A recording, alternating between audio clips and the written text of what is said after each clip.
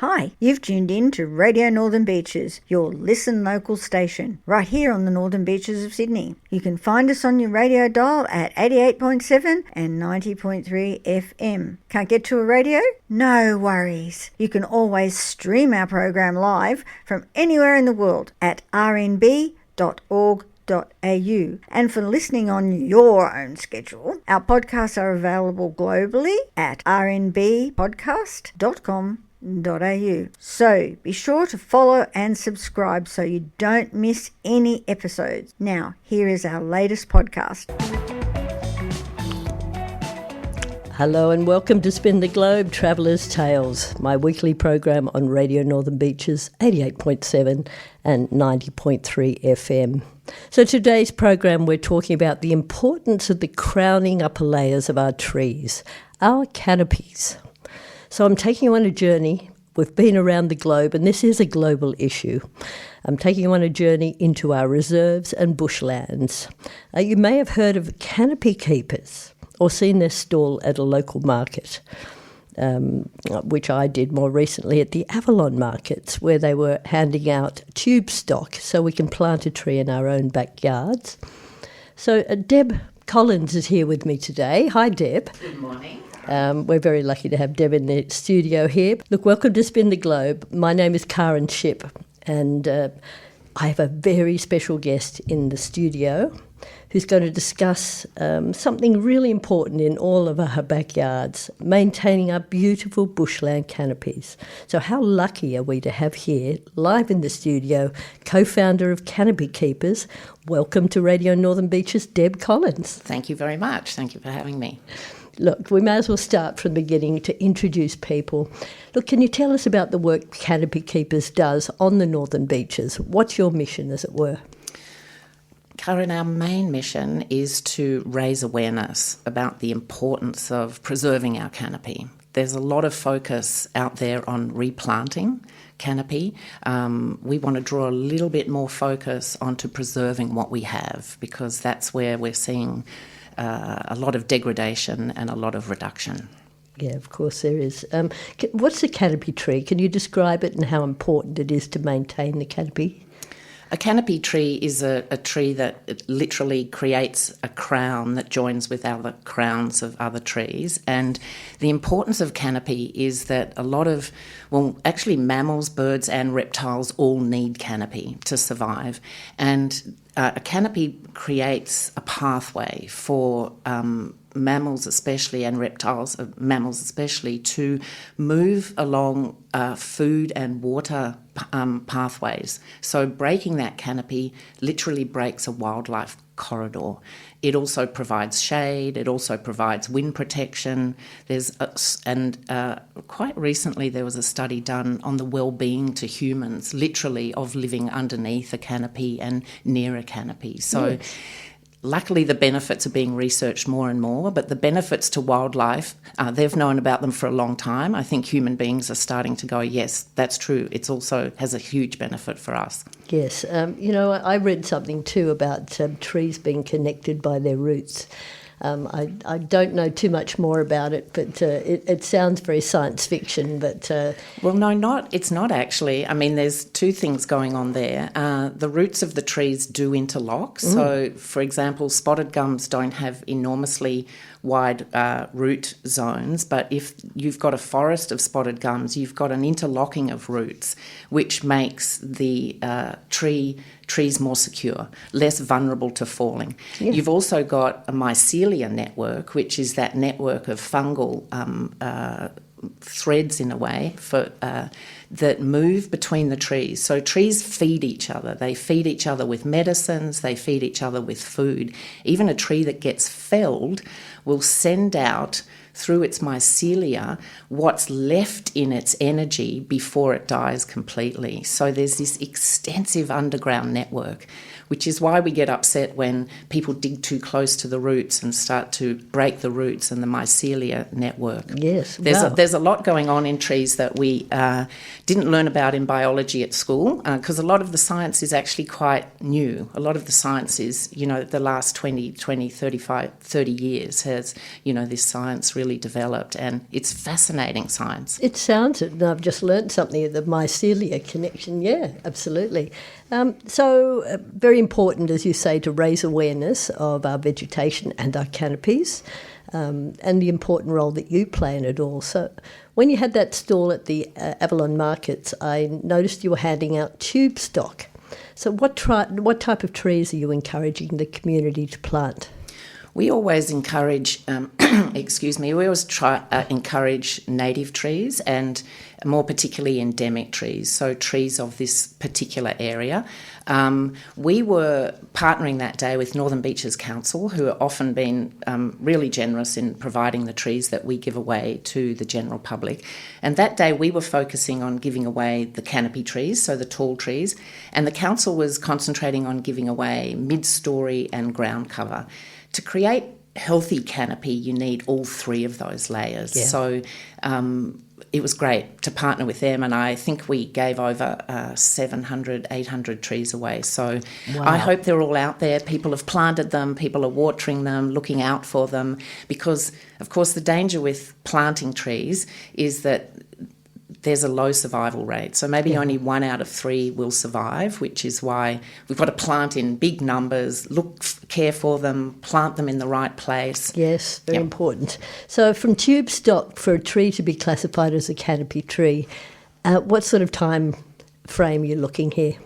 Well, of course, it varies on the conditions, where you plant it, how suitable that place is that you plant it, what sort of dangers there are, dogs mowing, whether it actually survives, really, and of course, what species it is. But I would say between 50 and 80 years for a tree to become a canopy tree. Wow. And then even longer to develop hollows. So hollows are where a lot of the animals, like the powerful owl in the Northern Beaches, which we're still so lucky to have 6 pairs remaining. But one of the reasons we've got so few pairs of powerful owls is that we don't have the hollows to that they can take up in habitat. Yeah. So, a hollow only gets created when a branch actually falls off. Yes. So, one of our habits is to go around trimming everything and actually minimising branch fall. And it's only through branch fall that a hollow is created. Yeah. And so even longer for a hollow, up to 140 years for a hollow to develop. So this is the importance of, keeping our big trees and creating habitat for our wildlife. Yeah, that's fantastic. Funny, I was walking past a tree the other day which had a hollow, and a lorikeet flew out of it, and I thought, they've nested in there. I've disturbed them in the morning with walking the dog. But look, we were talking about the Angophora because we both live fairly close to the Angophora Reserve, and you mentioned that the Angophora is not classified as a gum tree, which was news to me. So what is it? Well, it's the common name is a Sydney red gum, so it's totally understandable that you would call it a gum tree. It also looks like a gum tree, but technically it's an Angophora costata. It's in the same family as a eucalypt, which is, a eucalypt's a genus and costata is a genus, and then upper level from that, the family is Mytaceae. I think I'm not a scientist or an ecologist, but so they're both in the larger family, but it's actually not classified as a gum tree. So it did actually win the favourite eucalypt of the year award a couple of years ago, which a couple of us were going, well, it's not technically a eucalypt. But anyway, we don't need to just plant them, I think, because they're splendid trees and they're so beautiful. Yeah, well, red gum, they named a band after it, that was it. So you talked about your work with the Northern Beaches Council, which is good that they help you there. Is it enough? How can we help as individuals, as a community? Well, one of the areas that we work with in the Northern Beaches Council is having input into the policy documents that they come out with. The tree canopy plan, we lobbied with other environmental groups in the area to really get that finalised and ratified, which it was last year. Now we're lobbying them to implement it, to put funds into the implementation of that, to when it comes out, their new tree management plan will have a lot of input into that. So we do a lot of that sort of work. The other sort of work we obviously do is connecting with the community. Lots of people write to us about this issue and that issue. Education is a really big part of what we do, but it's never really going to be enough, Caryn, and I guess I can say that from this position of seeing how much is possible that we could be doing and resources. If you want to join Canopy Keepers, we're very open to new members. Ooh, yes, be in touch. Plug.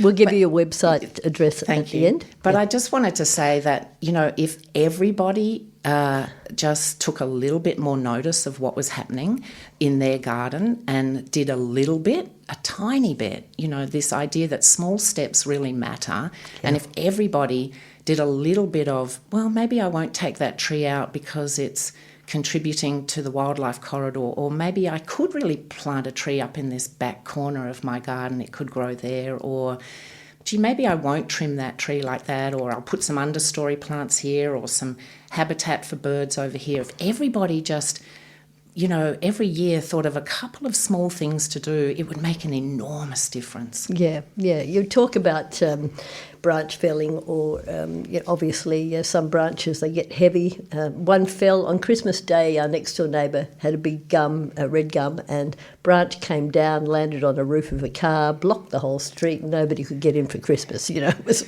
one of those days the SES had to come.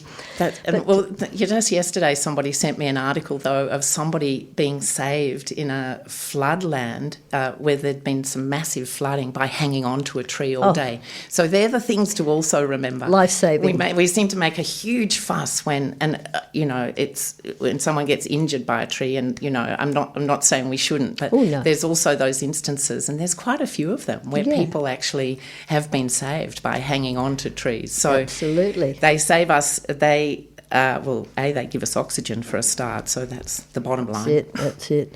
Look, just quickly, can we talk about tree removal? Because there are times it's necessary to remove a tree when it's dangerous, obviously, and there's times that we need to demonstrate to keep these old trees in place. Where is the current concern for you?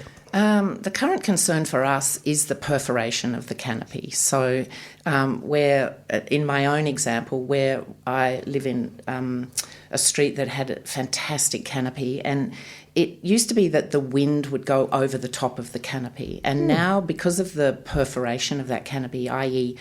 different residents taking out trees within that canopy, the wind now comes through the trees, and what was once a frontline tree has gone, and the trees that were in the middle of the canopy are now needing to be frontline trees, and they didn't grow to that shape or to that form. So I'm more scared now because of that perforation in the canopy around me. Yeah. So that's one really big concern, that we just keep picking out the trees and breaking the canopy largely. Yeah, right. That's a very good point. You're listening to Radio Northern Beaches and Spin the Globe with Caryn Shipp and our very special guest, Deb Collins, who's the spokesperson and founder of Canopy Keepers. So, Deb, we were just having a chat about your concerns, and I wanted to bring up Ruskin Row because I know this is something current that's going on. Can you tell us a bit more about it, please? There's been a directive by council to fell 4 flooded gums in Ruskin Row, and they're not endemic to the area, but they're actually very well suited to that part of Avalon because it does flood, and they're flooded gums. And the trees, even heard council say, are thriving. But they, I think possibly somebody in the street, a limb did fall on a car. It wasn't that fellow who complained to the council or wanted the trees taken down, but I believe somebody else did. And that starts a ball rolling in council. Obviously, they need to check these out. And they had an arborist report which said that, yes, these trees should be felled. So a number of us got involved because I don't know if the listeners have been to Ruskin Row, but it is it's a beautiful streetscape because of these incredible flooded gums. And the plan is now to take out all the flooded gums in that street, which will just be devastating. And I guess the roll-on for us is if those trees were deemed dangerous, then what of all the other street trees? So flooded gums apparently, although this is contestable, have a greater likelihood of limbs breaking off, but all trees actually have that likelihood. Yes. And, arborists can't actually say this limb or that limb. There are certain signs in a tree. If it's got splits, if it's, there's all sorts of things that they put into their risk assessment.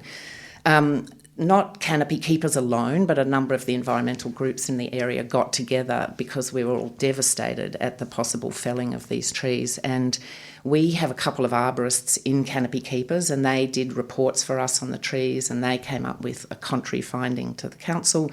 And then we thought, well, we need to present a very neutral, we can't be seen to just be using our arborists. So we raised money and we employed Mark Hartley, who is probably the most respected consulting arborist in the state. And he came back with the same finding, that the trees don't pose any great risk. He also, challenged council's decision in a street that has very little traffic, that had no park bench sitting underneath these trees, had not a lot of foot traffic, that why would they fell these trees over, for example, the tree that is currently on Clareville Beach, which has been struck by lightning, and every weekend or every day hundreds of people sit around and under that tree. So that tree is slated for removal, but my question would be, why isn't that tree being removed before the Ruskin Road trees are being removed? We have presented this information to council. There was a review done. Council came back to us and said, no, we're still taking the trees down. We don't accept that decision and we don't like that decision. And so we are still... in a situation that we've not been in canopy keepers before, where we're actually being adversarial with council. We do it in a polite way. We're a very non-violent, peaceful group, and our premise is always to be non-adversarial. In this situation, we have found ourselves in opposition, but we are meeting with council and talking to council and emailing council, and we hope they'll change their mind. There's a lot what's happened, and I've never seen this in Avalon before, so I was absolutely thrilled that, people came out of their houses in Ruskin Row to support us. People for a month sat every day around this tree. We literally had a blockade in Avalon. Who could have imagined that? The last blockade I was on was the Franklin Dam, which is a long time ago. I should have been in a few between now and then, but there you go. But it's been... fantastic to kind of just see the awareness and the care factor really be raised in the community. And if we don't save these trees, I think we've done something to, kind of put onto council, what is your tree management plan? And we want to know, and we want to have some input into it, because what's not happening when we often assess the risk of trees is that we're not weighing up the benefit of the trees versus the risk. Yes. People just go, oh, there's a risk, so we better get rid of it. Well, hang on a minute. Pros and cons. What is the benefit of that tree? Absolutely, absolutely. So you mentioned about your passive approach, non-violent approach, which is very good. And it leads me, because this segment is dedicated to storytelling. And I remember one such protest, the Franklin Dam. Or they were they wanted to dam the protest. And I heard that you were a part of that. Is that your first protest? Yes, it was my first protest. I was 22 years old and I'd never been to Tasmania. And a friend invited me to go, and I'd always loved nature, even though I grew up in the suburbs of Sydney, and I'd never been in a wilderness area before. So I'd been to the country, where there are cows and sheep, but I'd never been in a wilderness area before. So I can still, it was a very long time ago. It was 1983? 1990. It was February 1983 that I was there. And I remember going up. I was in a rubber ducky with Bob Brown, actually, and we were doing literally taking the duckies up the road, and there are the big machinery and, lots of men and lots of protesters. But just that tangent there that the training was fantastic from the Wilderness Society. Like, we were very strongly trained not to be violent and not to be abusive. And so I always felt safe on that protest. I never felt like we were in danger. We were not conflictual with the people. We understood that they had a role to play. They were being paid for their role. We had a role to play. We've never been paid for our role. But, I can still remember stepping onto the land in that area up the Gordon River.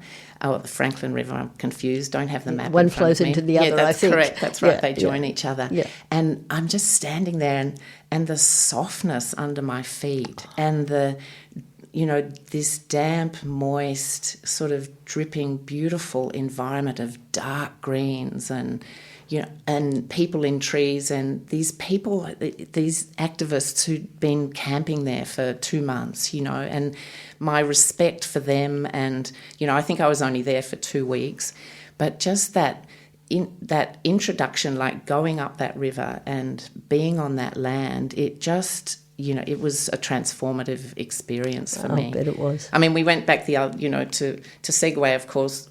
Not of course, but I think 1,500 people got arrested in that time. It went for 3 months, the blockade. I was one of those people who got arrested. I didn't go to jail, however. 600 people went to jail. Incredible. And those laws have increased now, and people are being thrown in jail and given huge fines for protesting for the environment, which is really something that we should be making a whole lot more noise about. In those days, we were arrested but not charged, and those who were charged did spend some time in Risdon prison. But it was a transformative experience, and, for many people. Yes, and so you got arrested, and I remember people chaining themselves to trees and to bulldozers. How far did you go to get arrested? What was the... I think we were just on property. I think we were just on their property. I don't remember people chaining themselves to trees in that area just because of the fragility of the land. Like, we had to be so careful how we were on the land. But, certainly the protest was... Yeah. It was huge, wasn't it? It was just huge. Yeah. I mean, a blockade is we're not moving. Yeah. And remind people of the outcome of that very famous protest. We won. Yes. If it took that much and 600 people got sent to jail, but they won.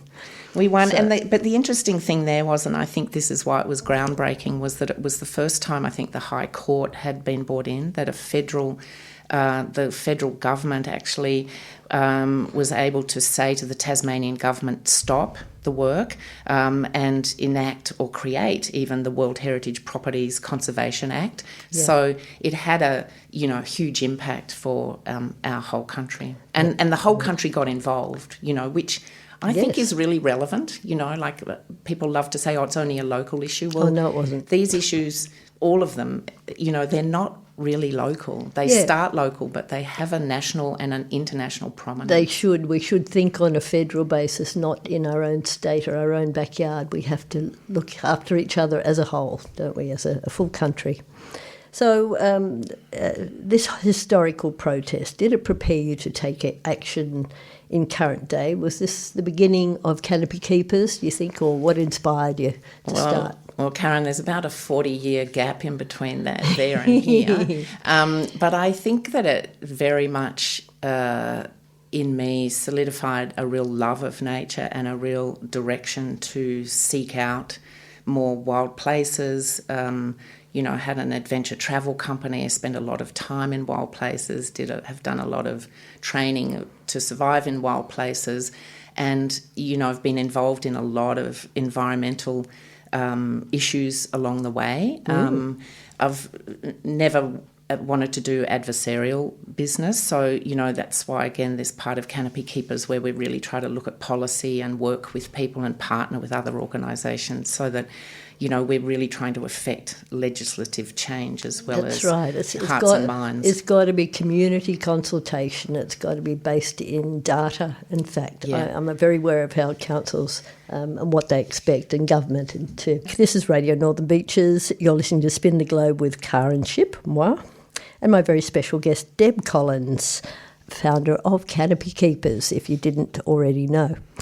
Well, I might say also that there was an initial meeting to create Canopy Keepers, and we gathered 15 people together. My dear, now past friend, Prue Warren, who'd lived here all her life. I'd been kind of hounding her for months and going, Prue, I want to start this group. Will you help me start this group? Will you help me start this group? And one day she said to me, we need to start that group. And I said, great. And I'd only been here a couple of years, and she said, I know some contacts. And I went, okay, I'll organise the meeting, but can you bring the people? And she brought 15 fabulous people together. Ooh. So I consider all of those people at that first meeting, and many of them are still involved, the founders of Canopy Keepers, because, we can't do anything on our own. I mean, we can write a letter, we can speak, we can do things, but really to keep momentum and, we need community. We need other people who share our values. Very important. So you started with 15, which is a good start. Where are you at now?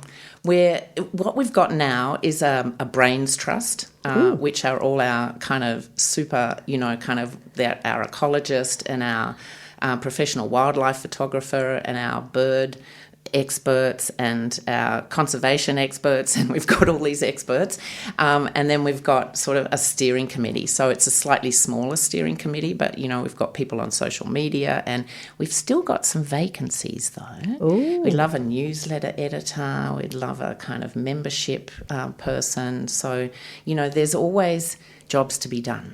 That's a good segue to say people want to volunteer and, perhaps you've retired, you've got plenty of time in your hands and want to do something worthy of your efforts, that please get in contact with Canopy Keepers because, as Deb said, they're after newsletter editors and, your very valuable skills could be utilised.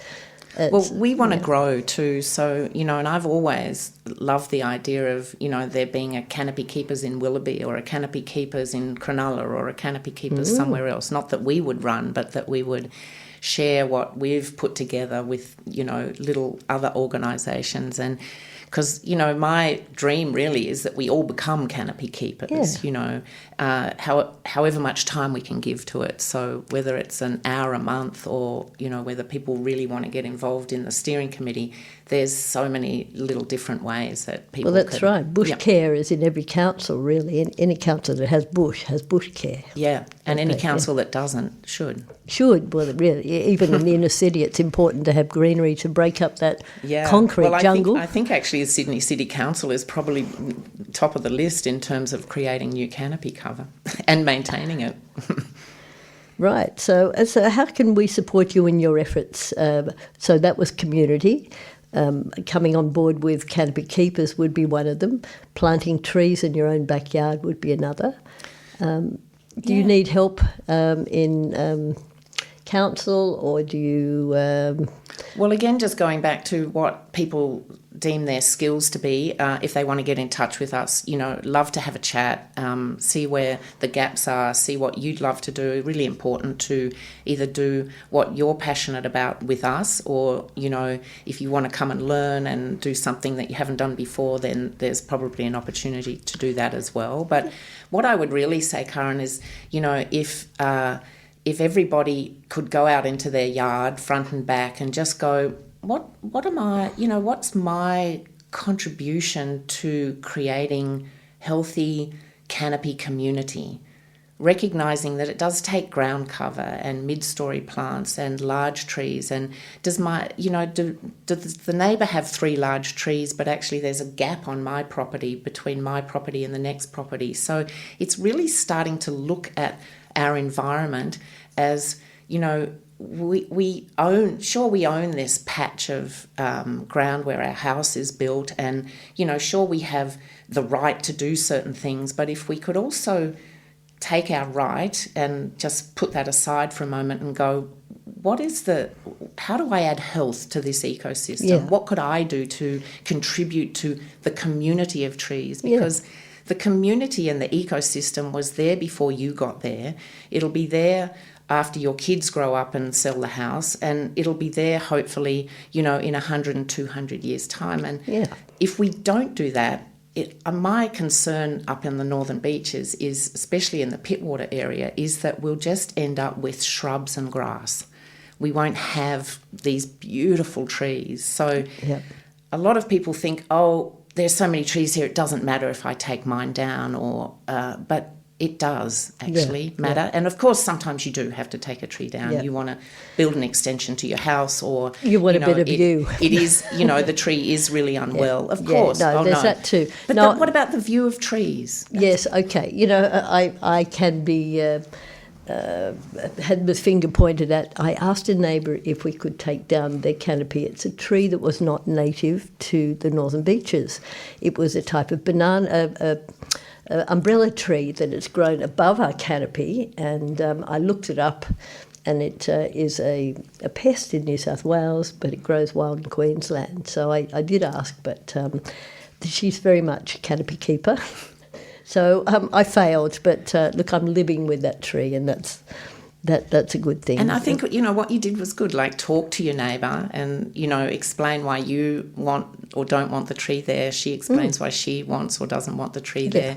And there is, whilst we would always promote native and endemic trees, there is also a role for non-native trees. I don't know about the umbrella tree, to be honest, but a lot of non-native trees provide really essential food for creatures that have had to shift from their original food source to another food source. For example, black cockatoos now eat more Monterey pines than they do stands of Banksias, because there aren't those stands of Banksias anymore. So native animals often feed from non-native trees, so be careful of that as well if you're into promoting habitat for your wildlife. Very important, and bird life is also very important. Can you share your website address for people to get involved? Yeah, sure. It's www.canopy-keepers.org.au, and if you sign up there'll be a pop-up box that just asks you to sign up. We don't bombard people with information because we don't have a newsletter editor. And even if we did, we'd probably only do that every quarter. We'd love to send out more. But what is really important is that if you could follow us on Facebook or Instagram, because numbers matter. Like if we were to go to council and say we've got 5,000 followers as opposed to 1,000 followers, that starts to really matter in terms of our lobbying influence. Yes, that's right. Numbers. It's a numbers game, isn't it? But more so, look, you're following an very ethical path there, a pathway to keeping our canopies. So please support Canopy Keepers. Deb, you have been a fantastic talker. And seriously, such a worthy cause. What's your take-home message for people or listeners to remember? I think really just to sometimes question that first impulse, like, I need to cut off all these limbs and make my house safer. Actually, trees grow to balance themselves. So, get a level 8 arborist, which is the highest level you can get. Get a consulting arborist rather than a tree feller, because a tree feller or a tree lopper, they want the work. So they'll often say, cut this and cut this and cut this, with respect to tree loppers. It's a business, you know. But if you're concerned about a tree, and it looks sick, there are also ways to bring those trees back to health, using sea salt, using watering trees. So just pause, I guess, would be my request, and think about, are there other options here? As individuals, and we value community amongst human beings, can we value the community of trees and the wildlife that so desperately need those trees? Oh, boom, boom. Yes, it's a fantastic message. Look, thanks, Deb, for such an informative interview. I have learnt a lot just from listening to you, and it's a very important topic close to my heart. And should be to everybody's, for the well-being of our community and our tree canopies. So thank you so much, Deb. You have been a fund of information, and I really appreciate you coming on to Northern Beaches Radio. Well, I hope it's been of interest to the listeners, and please reach out if you'd like to connect. All right, wonderful. Thank you once again. Bye-bye. So you're listening to Radio Northern Beaches. Tune into Radio Northern Beaches or live stream on rnb.org.au. Spin the Globe is on every Saturday morning at 9 a.m. So wherever you go, be kind to the environment. And safe travels. Tune in next week at 9 a.m. for Spin the Globe Traveller's Tales. Australia, the lucky country. We've got meat pies. We've got the world's best beer. But most importantly, top of the list, we've got Radio Northern Beaches 88.7, 90.3. Now hitting the entire world on www.rnb.org.au.